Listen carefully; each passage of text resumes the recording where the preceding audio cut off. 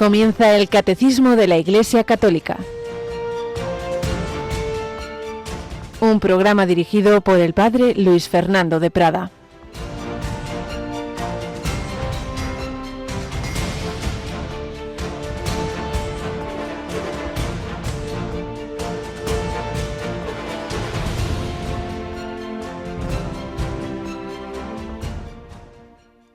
No creáis que he venido a abolir la ley y los profetas. No he venido a abolir, sino a dar plenitud.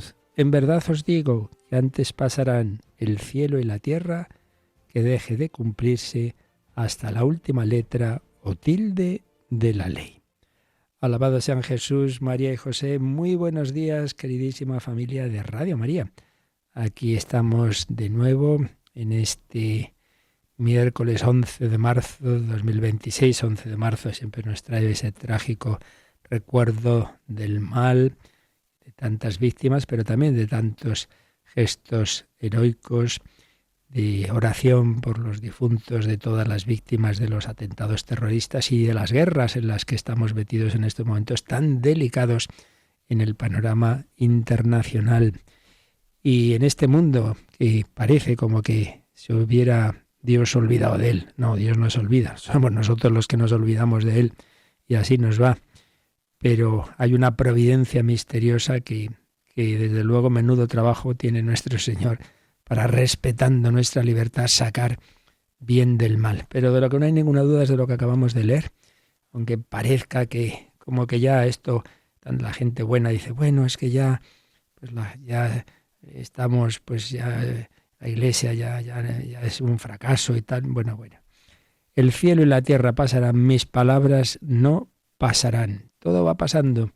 Y ahí se mantiene la fe, la Iglesia tantas veces, en toda su historia, perseguida cruentamente o culturalmente, de tantas maneras, también hoy día, en tantos lugares, de manera muy, muy sangrienta. Y, por cierto, tenemos siempre en nuestra programación, desde hace muchos años, a la Fundación Pontificia Ayuda a la Iglesia Necesitada, que tiene como carisma principal esa ayuda, bueno, en general a la Iglesia necesitada en el mundo, pero en particular a los cristianos perseguidos. Y desde hace años se organiza en Madrid una vigilia de oración y testimonios.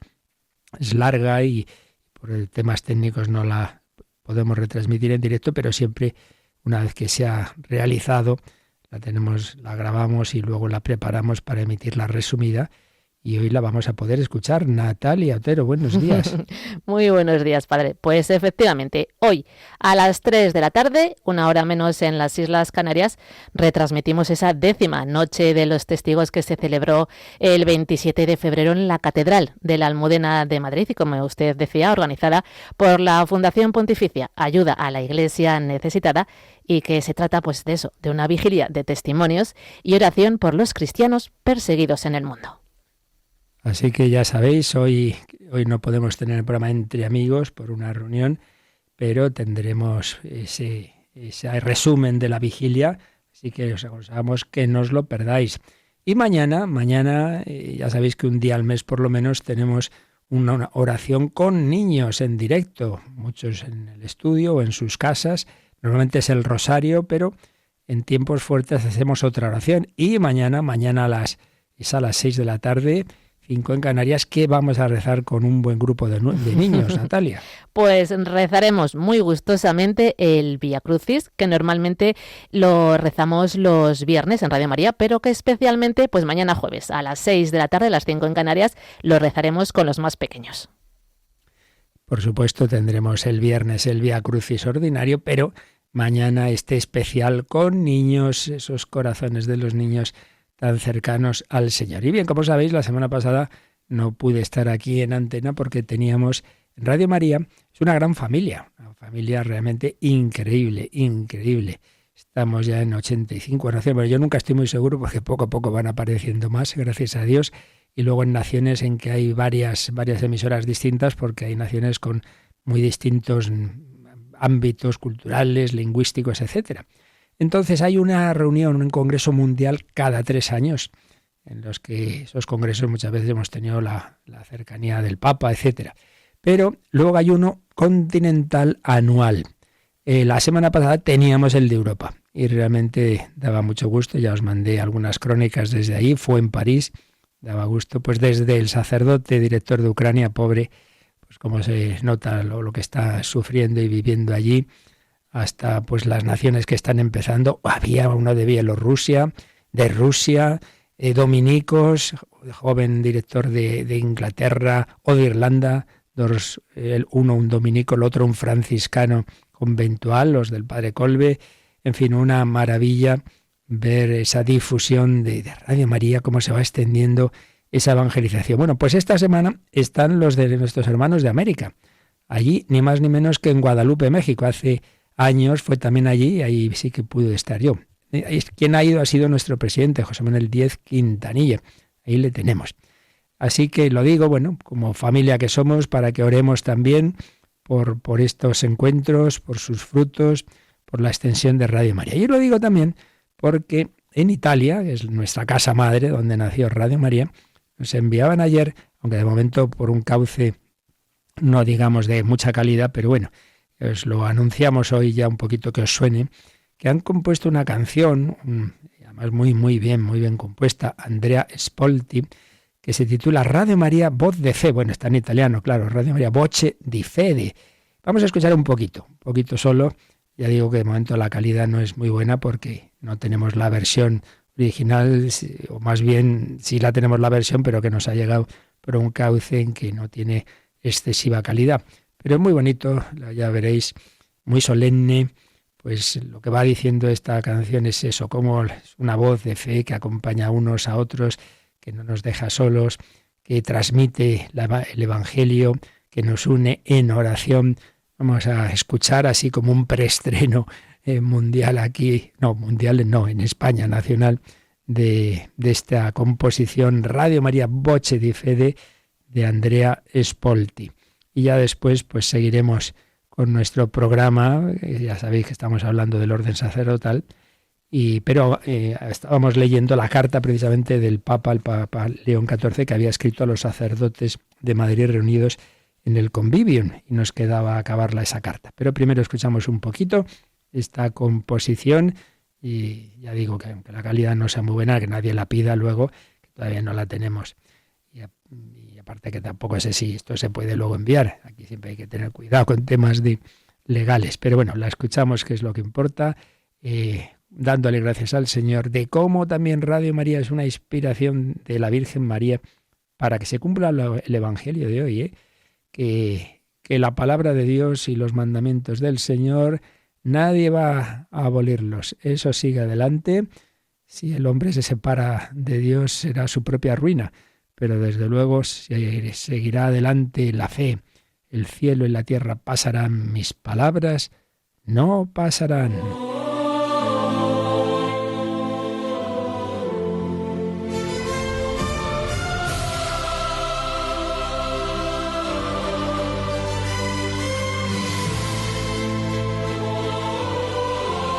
Silenzio che apre il giorno, una voce dice non temere.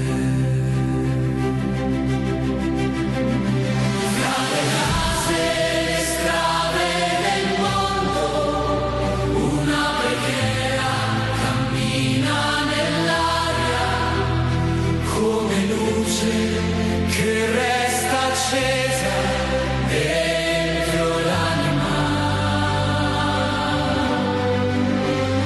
Quando il cuore si sente smarrito, quando il peso diventa fatica, una madre accompagna il cammino e il cielo si avvicina.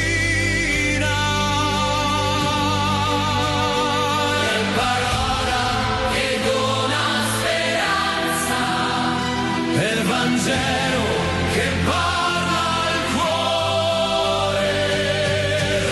Radio Maria, voce di fede in ogni casa, annuncia Cristo con semplicità. Radio Maria.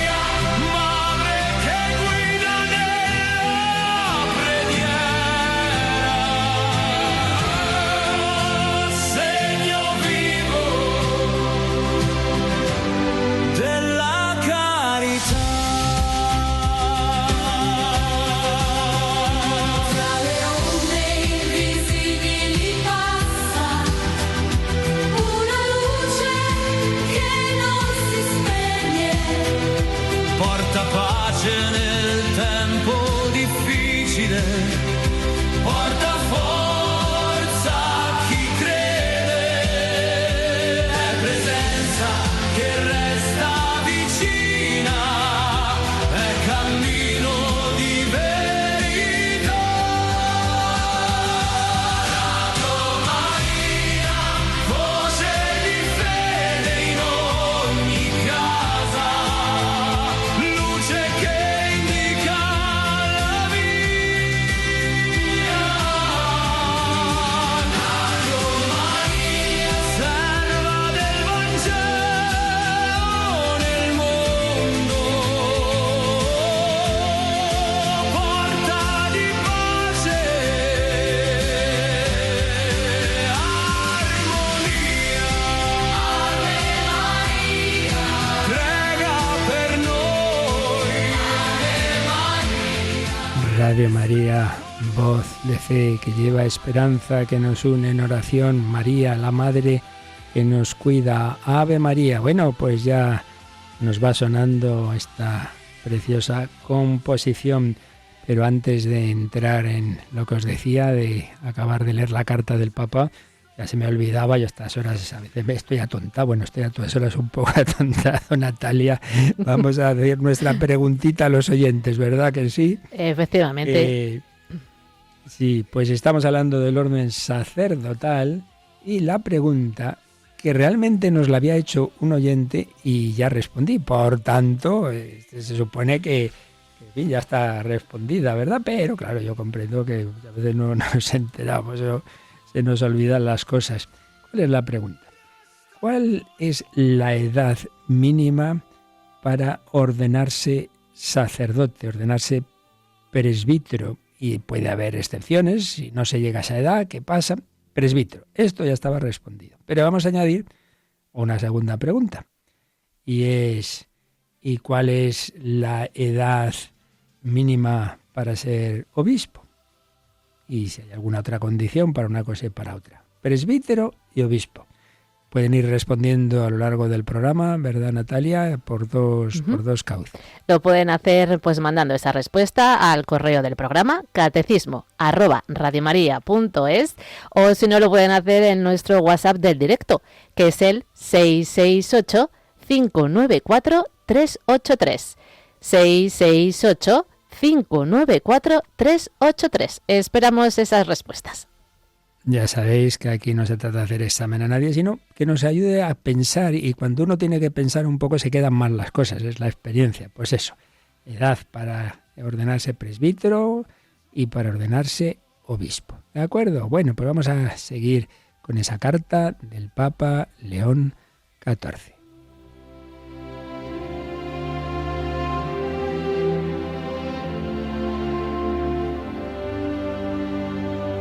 Carta del Santo Padre León XIV al presbiterio de la Archidiócesis de Madrid, con motivo de la Asamblea Presbiteral Convivium.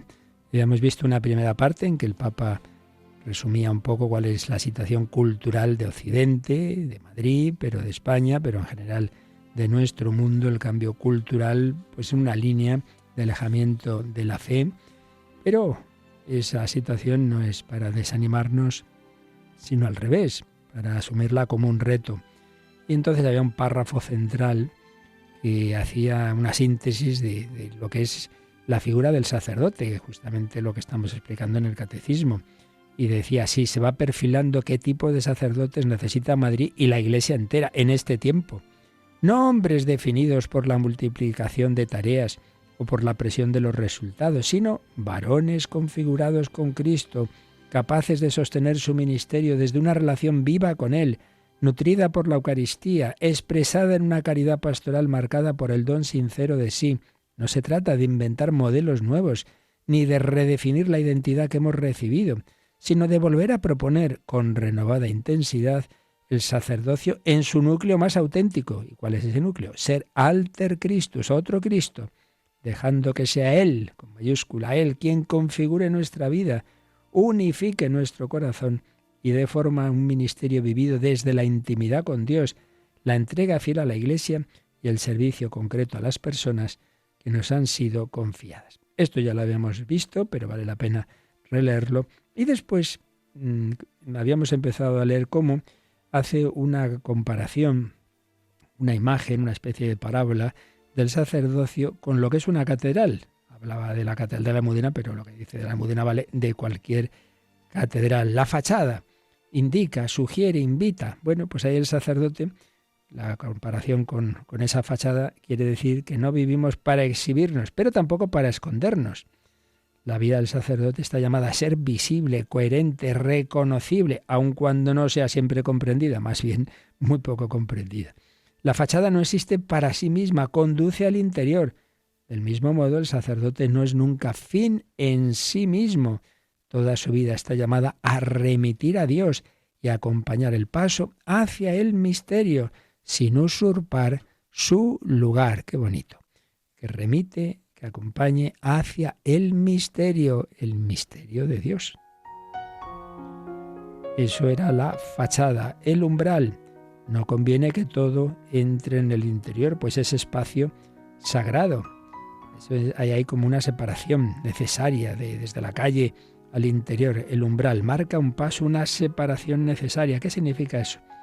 Bueno, pues que antes de entrar algo queda fuera. El sacerdocio se vive así, estando en el mundo, pero sin ser del mundo.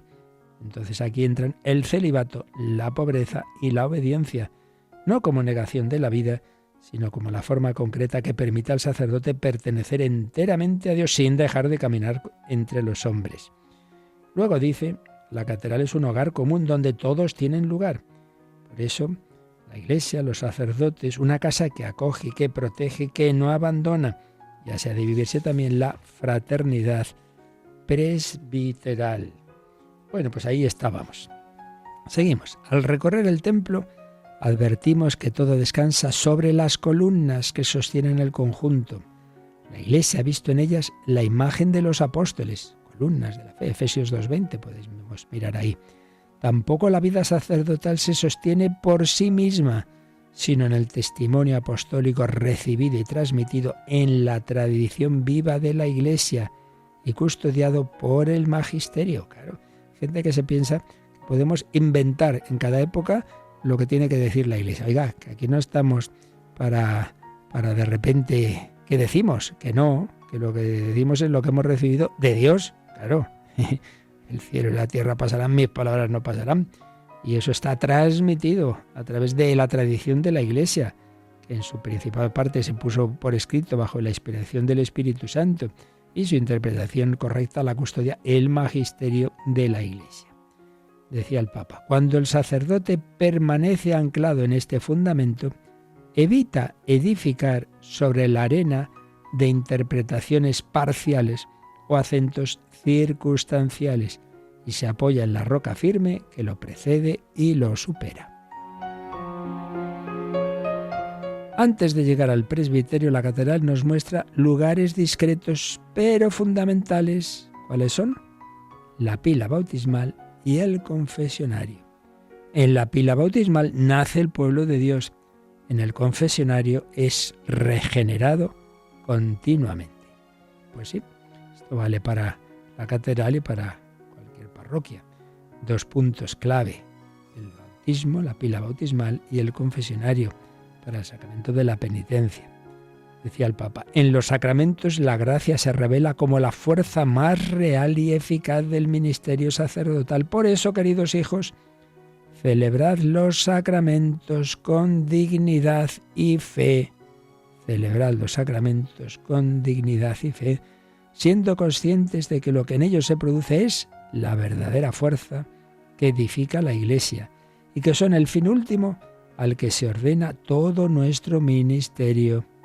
Pero no olvidéis que vosotros no sois la fuente, sino el cauce, y que también necesitáis beber de esa agua. Por eso no dejéis de confesaros, de volver siempre a la misericordia que anunciáis. ¡Qué maravilla estas enseñanzas! Claro, la importancia de los sacramentos. El sacerdote es cauce, no es fuente, para transmitir esa gracia que Dios da a través de los sacramentos, pero recuerda el Papa, bueno, pero el primero que tiene que recibirla es el propio sacerdote. Claro, por eso también nosotros nos confesamos unos con otros, necesitamos también el perdón de Dios. Y vamos terminando. Junto al espacio central se abren capillas diversas, las capillas de las catedrales. Veía en ese encuentro europeo en Radio Marías las impresionantes capillas de Notre Dame, ¿no? Pues, por cierto, alguna de ellas dedicada a San Ignacio de Loyola, creo recordar que otra a San Francisco Javier. Muy bonita la imagen de Santa Teresita. Pues bueno, también nuestra Catedral de la Almudena tiene diversas capillas, distintas historias, santos, etc. Cada una tiene su historia, su advocación. A pesar de ser distintas en arte y composición, todas comparten una misma orientación. Ninguna está girada hacia sí misma, ninguna rompe la armonía del conjunto. Así sucede también en la Iglesia con los distintos carismas y espiritualidades mediante los cuales el Señor enriquece y sostiene vuestra vocación. Cada uno recibe una forma particular de expresar la fe y de nutrir la interioridad, pero todos permanecen orientados hacia el mismo centro. Realmente es una imagen muy sugerente, muy importante esto. La Iglesia es una santa, católica, apostólica, una, pero expresada con muy diversos carismas. Pero ninguno es, aquí estamos nosotros los más importantes, los mejores. Esto es lo mejor de la Iglesia, es mi movimiento. No, señor. Distintos carismas, pero todos deben orientar a lo que realmente importa para todos, que es Jesucristo. Por eso las capillas orientadas hacia el centro de la catedral. Y por eso termina así la carta. Miremos el centro de todo. Aquí se revela qué da sentido a lo que hacéis cada día y de dónde brota vuestro ministerio. ¿Cuál es el centro de la catedral? Pues lógicamente el altar. En el altar, por vuestras manos, el altar central, quiero decir, se actualiza el sacrificio de Cristo en la más alta acción confiada a manos humanas, el altar y el sagrario. En el sagrario permanece aquel que habéis ofrecido, confiado de nuevo a vuestro cuidado. ¿Sí? Esa víctima que se ofrece en la Santa Misa, luego se reserva en el sagrario y queda confiado a nuestro cuidado. Por eso hay que cuidar, hay que guardar con sumo cariño y delicadeza el sagrario. Y claro, no solo para los demás, sino, como decíamos de la confesión, los primeros a confesarnos debemos ser nosotros, pues también dice el Papa, dice a los sacerdotes, sed adoradores, hombres de profunda oración, y enseñad a vuestro pueblo a hacer lo mismo. Esta es la clave, este es el centro. La Eucaristía, la Santa Misa, la adoración al Santísimo Sacramento. Sed adoradores, hombres de profunda oración, y enseñad a los demás, al pueblo, a hacer lo mismo. Y el último párrafo de esta carta del Papa León XIV, los sacerdotes de Madrid, con motivo de aquella asamblea al convivio, decía: al término de este recorrido, para ser los sacerdotes que la Iglesia necesita hoy, os dejo el mismo consejo de vuestro santo compatriota, San Juan de Ávila. Claro, por desgracia, poco conocido. Como decía alguien, que no voy a entrar en detalles, si en determinada nación siempre presume mucho de lo suyo. Hubieran tenido a un santo como San Juan de Ávila, vamos, lo teníamos hasta en la sopa. Nosotros en España pues no somos conscientes de que tenemos un doctor de la Iglesia de un nivel no solo de santidad, sino de sabiduría maravilloso, San Juan de Ávila. Pues bien, la frase que nos cita el Papa de San Juan de Ávila a los sacerdotes es: sed vosotros todo suyo, es decir, ser totalmente de Jesús, sed todo de Jesús, sed todo suyo. Y dice el Papa: sed santos, sed santos. Esta es la clave. Y finalmente os encomiendo a Santa María de la Almudena, y con el corazón lleno de gratitud os imparto la bendición apostólica. Pues una carta que vale la pena para todo el pueblo de Dios, pero desde luego para los sacerdotes, que desde luego en unos cuantos párrafos hace una síntesis preciosa de la teología y la espiritualidad sacerdotal que estamos aquí viendo en el catecismo, pero que aquí está explicada y con estas imágenes, con esta especie de parábola de comparación con una catedral. Sed santos, pues rezad para que así lo seamos todos nosotros.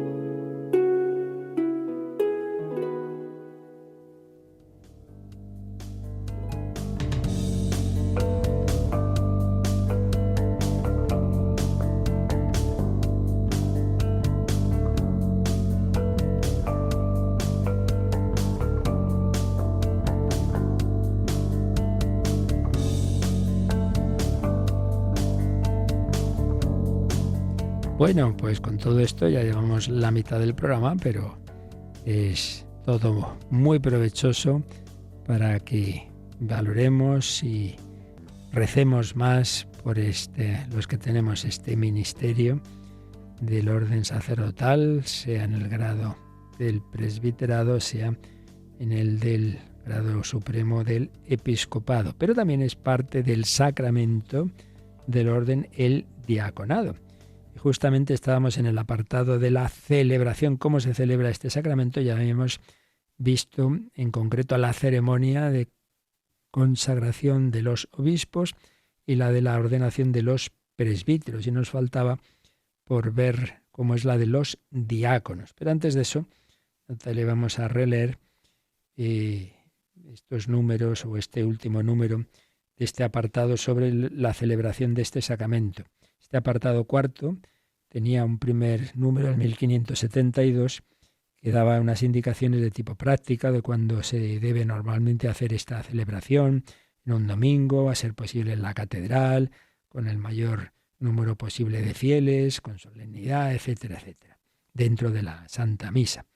Luego el 1573 nos recordaba lo esencial. Siempre en los sacramentos hay algo súper esencial, sin lo cual no hay sacramento, y luego unos ritos complementarios. ¿Qué es aquí lo esencial? Dos aspectos, un gesto y unas palabras de oración. El gesto, la imposición de manos del obispo sobre la cabeza del ordenando, sea para consagrarlo obispo, sea para ordenarlo sacerdote o diácono.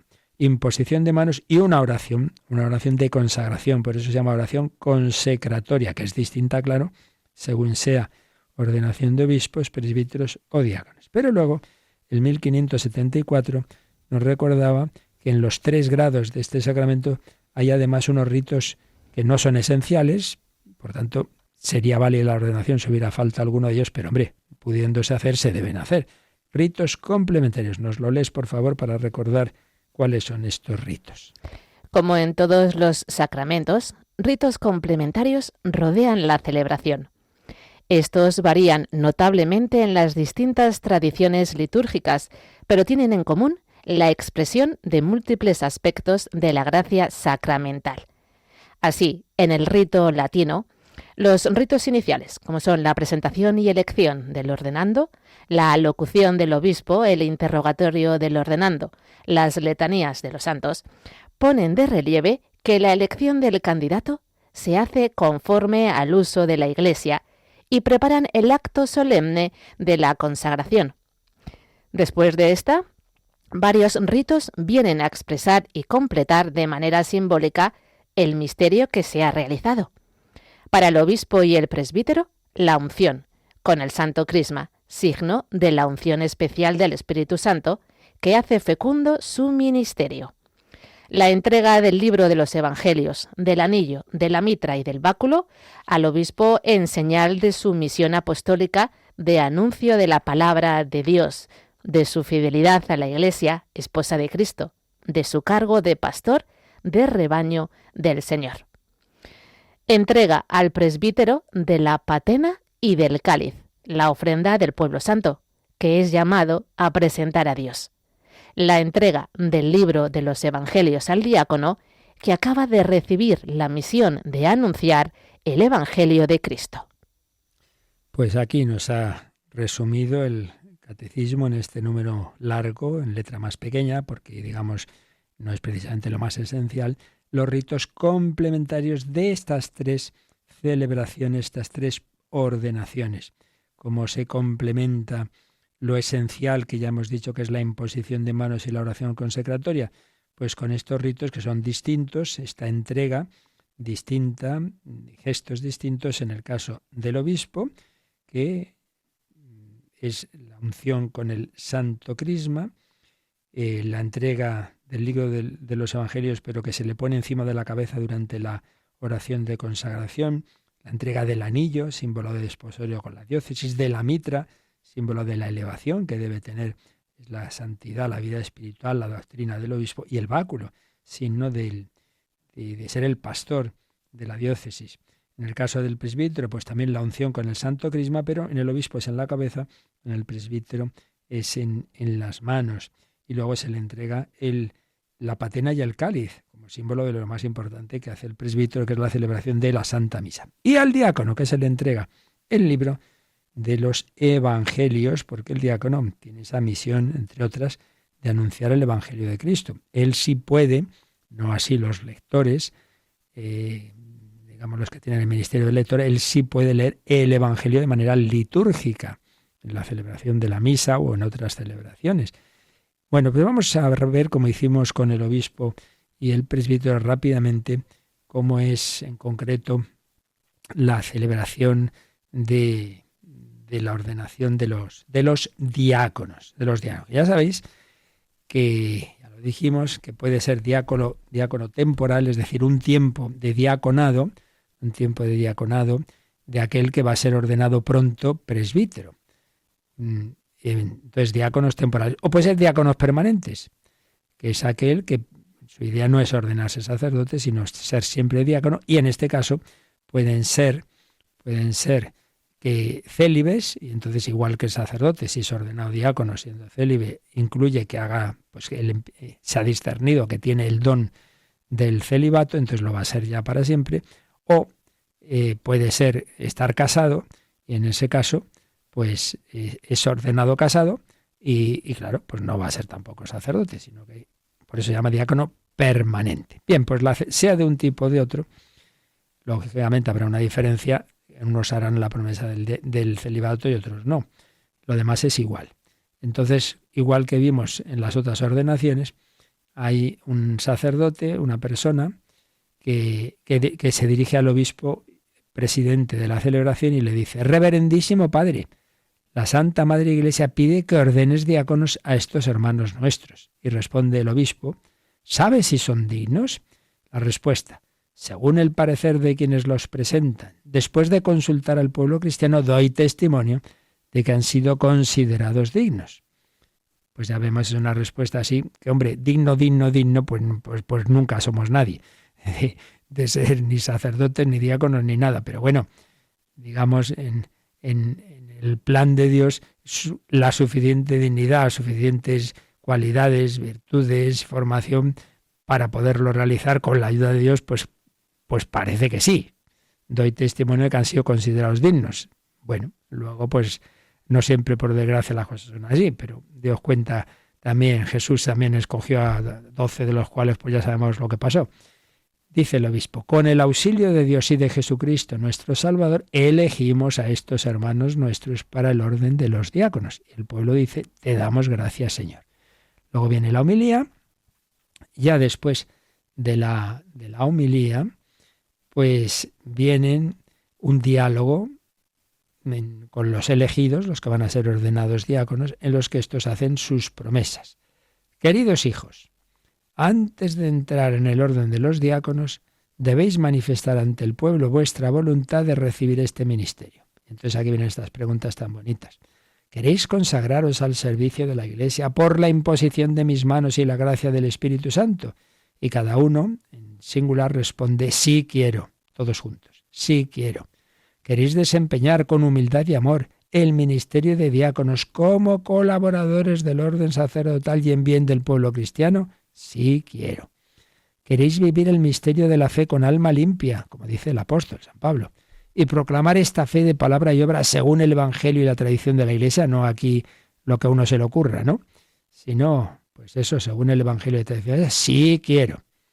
Y luego, a los que se ordenan como célibes, dice: ¿queréis vivir ante Dios y ante la Iglesia durante toda la vida el celibato como signo de vuestra consagración a Cristo por causa del reino de los cielos para servicio de Dios y de los hombres? Sí, quiero. ¿Queréis conservar y acrecentar el espíritu de oración? Importante la oración, tal como corresponde a vuestro género de vida, y fieles a este espíritu, celebrar la liturgia de las horas, según vuestra condición, junto con el pueblo de Dios, en beneficio suyo y de todo el mundo. Sí quiero. El diácono, como el presbítero, y por supuesto el obispo, ya se entiende, hacen la promesa de rezar la liturgia de las horas. Siempre, todas las horas. La hora intermedia basta con una de las tres, tercia, sexta o nona, pero luego todo lo demás, laudes, oficio de lectura, hora intermedia, vísperas y completas. Sí quiero. Y también siempre hay una pregunta final, como más fuerte, ¿no? ¿Queréis imitar en vuestra vida el ejemplo de Cristo, cuyo cuerpo y sangre serviréis con vuestras propias manos? Sí quiero, y ahí se añade con la gracia de Dios. Como es eso de imitar siempre el ejemplo de Cristo, hombre, pues así por mis fuerzas, bueno, ni esto ni lo anterior, pero esto menos. Por eso aquí se añade con la gracia de Dios. Y luego ya se acerca cada uno, se va acercando cada candidato al obispo y le pregunta a cada uno, ¿prometes obediencia y respeto a mí y a mis sucesores? Sí, prometo, sí, prometo. Hay variaciones, si es religioso o si es diocesano, pero básicamente es esto. Y luego ya viene la oración de las letanías que se hacen las tres ordenaciones. Por eso cuando se ordenan juntos presbíteros y diáconos, pues evidentemente esta parte es común. No se hace letanías por unos y para otros, sino pues para todos las letanías, vocaciones al Señor, ten piedad, a la Virgen María y una selección de santos, de entre los miles de santos que hay en la Iglesia, pues unos cuantos. Y luego ya la parte final, pues nosotros que somos pecadores, te rogamos, óyenos, para que bendigas a estos elegidos, te rogamos, óyenos, para que bendigas y santifiques a estos elegidos, para que bendigas, santifiques y consagres a estos elegidos, en fin, unas peticiones especiales por ellos. Y ya llegamos a lo esencial. Ya dijimos que lo esencial es, primero, la imposición de manos. Entonces, los elegidos se levantan, se acerca cada uno al obispo, se pone de rodillas ante el obispo y éste impone en silencio las manos sobre la cabeza de cada uno de los elegidos. Si os acordáis, en el caso de los presbíteros, hay también ir pasando ante todos los presbíteros concelebrantes para que estos también impongan las manos, que es un gesto que es muy totalmente distinto al del obispo. El obispo es porque es la manera de ordenarle. En el caso de la imposición de manos de los presbíteros es simplemente como acogida en el presbiterio. Bien, pues ya le he impuesto las manos y en el otro esencial que hemos dicho que era una oración de consagración, una oración larga, pero en esa oración larga siempre hay una parte que es la esencial. La Iglesia siempre es que cuida todas estas cosas para no armarnos luego líos de si se ha hecho esto bien o no. Es que le faltaba esta palabra. Bueno, pues lo esencial es este párrafo. Envía sobre ellos, Señor, el Espíritu Santo, para que, fortalecidos con tu gracia de los 7 dones, desempeñen con fidelidad su ministerio. Luego sigue la oración un poco más, después, y ya han quedado ordenados por la imposición de manos y esta oración, y luego ya viene lo complementario. Ya hemos dicho antes que aquí el rito complementario simplemente es que se le entrega a cada uno, arrodillado ante él, el libro de los Evangelios, diciendo estas palabras. Recibe el Evangelio de Cristo, del cual has sido constituido mensajero. Convierte en fe viva lo que lees, y lo que has hecho fe viva, enséñalo, y cumple aquello que has enseñado. Es muy bonito, como veis. El diácono ha sido constituido mensajero del Evangelio, pero claro, primero tiene que creérselo él. Por eso convierte en fe viva lo que lees, no lees así como que leo el TVO o el periódico, no, algo que yo me lo creo. Convierte en fe viva lo que lees. Y eso, que ya te lo crees, enséñalo y cúmplelo. Y así ya termina la ordenación de los diáconos. Diácono significa servidor. Vamos a rezar por todos nuestros diáconos, sean en proceso hacia el ministerio sacerdotal o sean diáconos permanentes. En Radio María tenemos también algunos, pues los encomendamos al Señor con esta canción que precisamente nos habla de ser servidores. Sí, Señor, yo quiero ser tu servidor.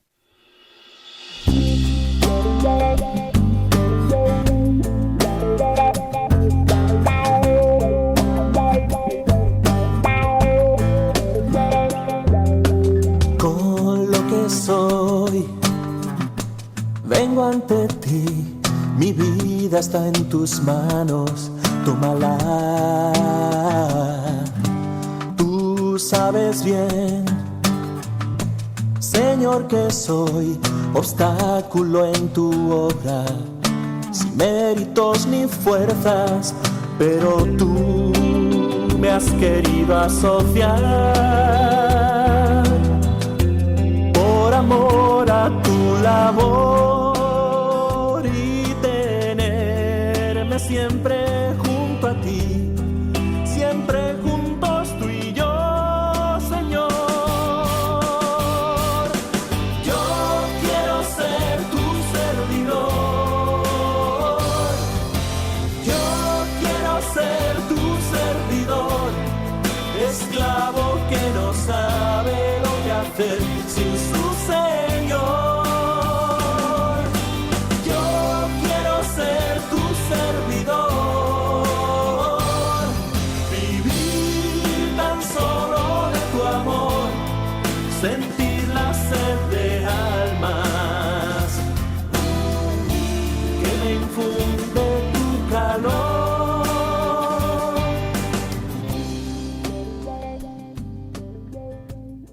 El Catecismo de la Iglesia Católica en Radio María. Yo quiero ser tu servidor, servir al Señor, todo cristiano, por supuesto, pero de una manera particular, hasta en el nombre del diácono se habla de ese servicio. Pues ya vamos a ir leyendo, aunque ya nos queda muy poquito tiempo, pero lo vamos preparando un poquito, el siguiente apartado. Siempre, al final, en todos los sacramentos, más o menos, hemos seguido el mismo esquema, un poco el nombre del sacramento, la historia que ha tenido este sacramento en lo que llamamos la historia de la salvación, como Dios lo ha preparado en el Antiguo Testamento, la plenitud en Cristo, luego en la historia de la Iglesia, luego pues hemos, en este caso concreto, ¿no?, pues los detalles de los 3 grados del sacramento del orden, luego cómo se celebra un sacramento, y luego, claro, ¿quién lo puede celebrar? ¿Quién es el ministro y quién lo puede recibir? Ministro y destinatarios van a ser los siguientes apartados. Y luego un apartado súper importante, realmente el más importante, los efectos de cada sacramento, de este sacramento del orden. Entonces vamos al apartado brevecito del ministro de este sacramento. ¿Quién puede ordenar obispos, presbíteros o diáconos? Por lo menos dejamos leído ya este número que ya explicaremos el próximo día. Natalia, el 1575. Fue Cristo quien eligió a los apóstoles y les hizo partícipes de su misión y su autoridad. Elevado a la derecha del Padre, no abandona a su rebaño, sino que lo guarda por medio de los apóstoles bajo su constante protección, y lo dirige también mediante estos mismos pastores que continúan hoy su obra. Por tanto, es Cristo quien da a unos el ser apóstoles, a otros pastores. Sigue actuando por medio de los obispos. Aquí, pues lo que se nos recuerda es algo, claro, absolutamente fundamental, y es que siempre que hablamos de sacramentos no hablamos de cosas que están bien, que en la Iglesia uno puede tener una inspiración o puede pensar, oye, es bueno que hagamos esto o lo otro. Bueno, de hecho, muchísimas cosas que hacemos en la Iglesia pues surgen en la historia de la Iglesia como posibles acciones más o menos provechosas, pero no hablamos de eso, hablamos de algo que siempre viene de Jesucristo, y que en definitiva el que realiza que esa acción sea eficaz, claro, no depende del hombre, depende de Cristo, del Hijo de Dios hecho hombre, viene de Cristo mismo. Por eso no hay que olvidar nunca que en definitiva quien bautiza, quien perdona, quien confirma, quien ordena obispos, presbíteros o diáconos es Jesucristo, el sumo y eterno sacerdote. Y todo eso viene de que quien elige a los apóstoles es Jesucristo. ¿Los apóstoles eligieron a Jesús? No, fue Jesús quien eligió a los apóstoles. Se lo dice el propio Señor. No me habéis elegido vosotros a mí, sino yo a vosotros. Y esto se olvida hoy día, Porque estas cosas se piensa que, bueno, esto aquí votamos y decidimos quién puede ser esto, quién... Oiga, que no es así. Que estamos hablando no de esas cosas accidentales, que sí, que hay muchas en la historia de la Iglesia que cambian, ya lo hemos ido viendo también en este sacramento, ¿no? Los distintos ministerios, una serie de misiones que aparecen, que desaparecen. No. Estamos hablando de algo que se remonta a Jesucristo y a la primera generación, que aparece en el Nuevo Testamento, que aparece ya en los testimonios de los primerísimos santos padres, la constitución en las comunidades de esos 3 grados, el obispo, el colegio de los presbíteros y los diáconos. Es Jesucristo.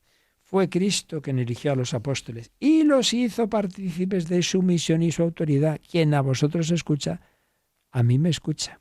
Recibid el Espíritu Santo. A quienes perdonéis los pecados les quedan perdonados, es decir, Dios los perdona. Jesús, elevado a la derecha del Padre, no abandona a su rebaño, sino que lo sigue guardando por medio de los apóstoles y de sus sucesores, que son los obispos.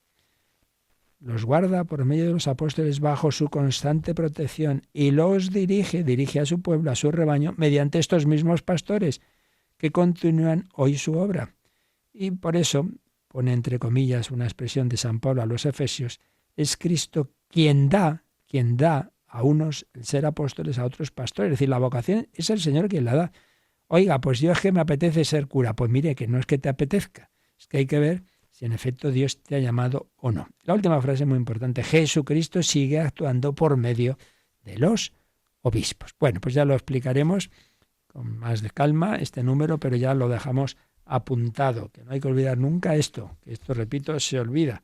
Pensamos que somos nosotros los que hacemos y deshacemos. Hay cosas que sí, repito, cosas accidentales, que la Iglesia cambia muchas normas del derecho canónico, pues, pero se supone, hombre, que no se cambian así porque sí, sino tras un discernimiento invocando al Señor y al Espíritu Santo porque sea su voluntad.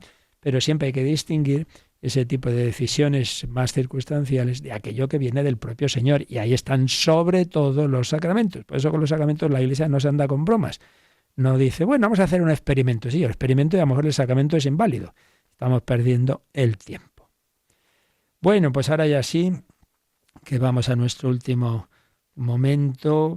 Si tenéis alguna pregunta que hacer y también si respondéis a esa, ver qué respuestas habéis dado a la pregunta que os hemos hecho.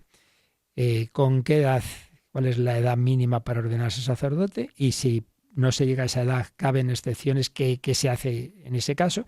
Y la edad mínima, y si alguno sabe algún requisito más para ordenarse obispo, pues enseguida, si todavía alguno no lo ha respondido y como aquí no vamos a examinar a nadie va a quedar mal, solo para qué pensemos, pues nos lo enviáis al mismo correo donde podéis hacer también vuestras preguntas.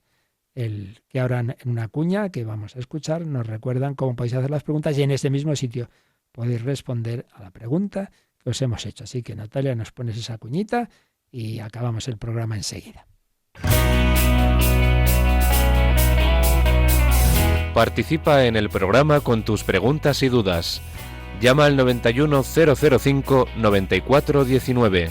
91005-9419. Puedes escribir un mail a catecismo@radiomaria.es o escribirnos un mensaje al teléfono de WhatsApp 668 594 383. 668 594 383.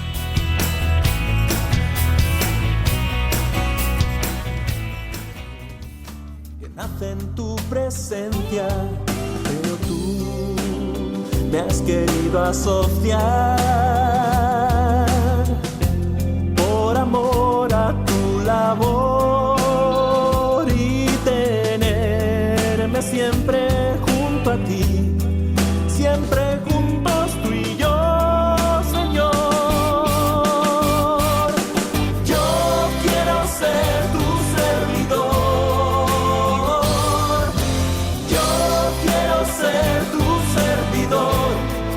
Esclavo que no sabe lo que hacer sin su Señor. Yo quiero ser tu servidor, vivir tan solo de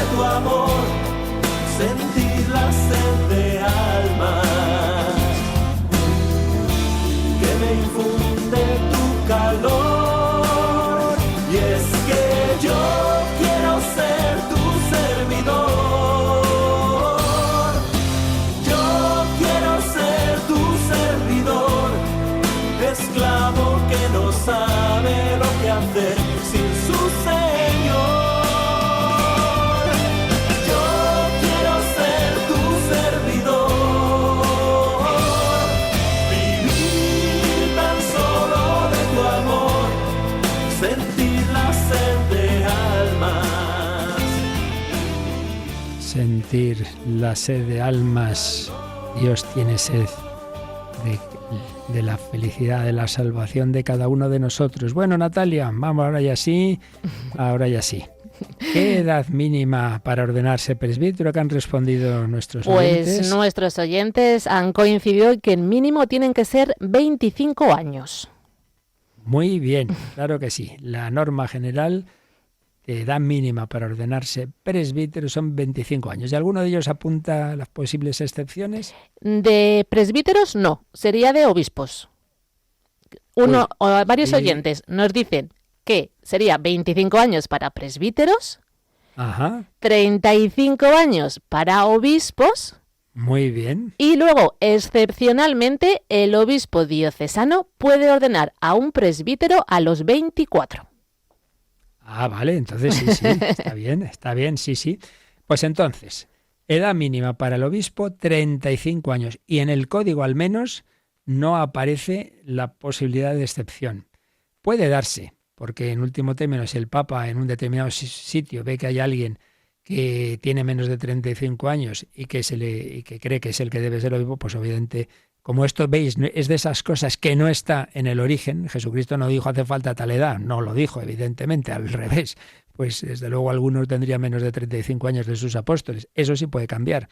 Entonces, bueno, podría, pero en principio no está prevista la excepción de cuando el obispo no llega a 35 años. Sí que hay una otra condición que no he preguntado, porque esto ya es para matrícula, y es que además tiene que haber sido ordenado sacerdote presbítero hacia al menos 5 años. Es decir, no puede ordenar a uno directamente obispo, sino que ha tenido que ejercer el presbiterado, haber sido antes ordenado sacerdote al menos 5 años. Que al menos haga 5 años. Por ejemplo, uno se ordena con 30 años y con 35 le pueden ordenar obispo. ¿De acuerdo? Eso en cuanto al obispo. Muy bien.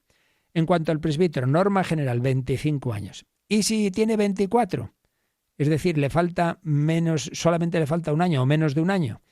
En efecto, el obispo puede dispensar. Pero ¿y si le falta más de un año? Si tiene 23 o 22, entonces ya hay que pedir la dispensa a la Santa Sede, al Papa. Pero además hay otra condición que no he preguntado, pero ya os lo explico. Y es que así como el obispo tiene que haber ejercido el presbiterado al menos 5 años, el que va a ser ordenado presbítero, tiene, claro, antes ha sido ordenado diácono. Ya hemos dicho el tema de los diáconos transitorios. Pues bien, tiene que haber ejercido el diácono al menos 6 meses, al menos medio año, ya ser diácono. Un tiempo de prácticas pastorales, un tiempo que, bueno, la Iglesia siempre es prudente y dice, mira, vamos poco a poco, no corramos, sí, que lo mínimo 6 meses, normalmente es más, pues suele ser un año o incluso más, pero que uno ya haya ejercido como diácono, ayudando en una parroquia o lo que sea, o incluso en el propio seminario, pero ya ordenado diácono, pues claro, colaborando ya como tal diácono en las celebraciones litúrgicas del seminario, etcétera, etcétera. 25 años, menos de un año dispensa el obispo para la ordenación del presbítero, más de un año ya tiene que pedirse la dispensa al Papa y haber sido diácono al menos 6 meses. El obispo, 35 años y haber ejercido el sacerdocio, el presbiterado, al menos 5 años. Y ya os digo que indaguéis la pregunta para mañana. Esta tenéis tiempo. La misma pregunta con los diáconos. Distinguiendo el diácono transitorio, ¿qué edad mínima debe tener para poder ser ordenado diácono el que luego quiere ser presbítero? Y la edad mínima para los diáconos permanentes. Distinguiendo si van a permanecer en celibato o son casados. Es la pregunta ya para mañana con los diáconos. Y madre mía, ya no tenemos tiempo para más. No sé si teníamos alguna pregunta y si la tenemos, pues la dejamos ya para mañana. Así que muchas gracias a todos por vuestra colaboración, a Natalia Otero aquí en su imprescindible labor y a todos vosotros por compartir este programa. Aquí todos nos ponemos a los pies del Maestro y sobre todo os pedimos oraciones por los sacerdotes, los diáconos, los obispos, que en fin, tarea tienen en estos difíciles tiempos, tenemos todos, pero bueno, no estamos solos, es el Señor quien actúa. Así que a Él pedimos su bendición, la bendición de Dios Todopoderoso, Padre, Hijo y Espíritu Santo, descienda sobre vosotros y os acompañe siempre. Amén. Alabado sea Jesucristo.